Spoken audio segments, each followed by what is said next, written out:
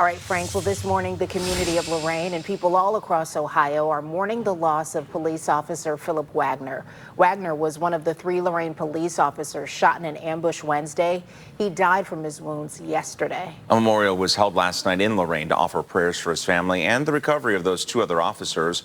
One of them, Officer Brent Payne, continues his recovery at Metro Health this morning. And that's where we find News 5's John Kosick, who joins us live with the latest. Good morning, John.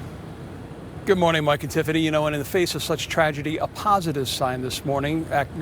Lorain's acting police chief tells us that Officer Payne, despite being brought here in serious condition, suffering multiple gunshot wounds and still facing several surgeries ahead of him, insisted, he's well enough, but insisted on going down to see that procession leave the hospital here, carrying the body of his fallen comrade, Officer Wagner. Payne, of course, was shot multiple times on Wednesday as he responded to the calls for help when fellow officers Wagner and Peter Gale were ambushed while eating lunch by 28-year-old Michael Parker, who opened fire with a high-powered rifle. Responding officers returned fire, and Parker died in the exchange. Officer Gale suffered a gunshot wound to the hand. He is recovering in Lorain. 35-year-old Philip Wagner, a Marine Corps vet who joined the Lorain Police Department 3 years ago after serving in Sheffield Village, died yesterday from his wounds.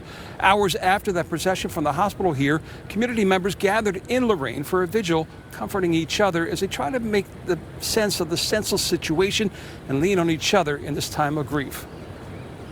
It makes me feel sad right now because he's not here. Over something as silly as that.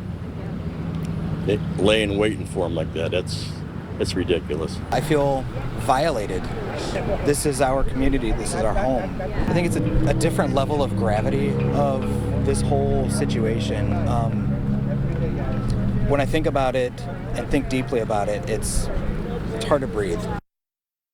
Definitely is for a lot of people this morning. The GoFundMe has been set up by Officer Wagner's family. You can find a link to that on our website, news5cleveland.com. We do not have the funeral arrangements just yet. We might hear from them later today. Of course, we will pass them on to you as soon as we do hear them. Mike and Tiffany. And I'm sure that Lorain community will receive that show of support from all across the state when that happens. Thanks, John.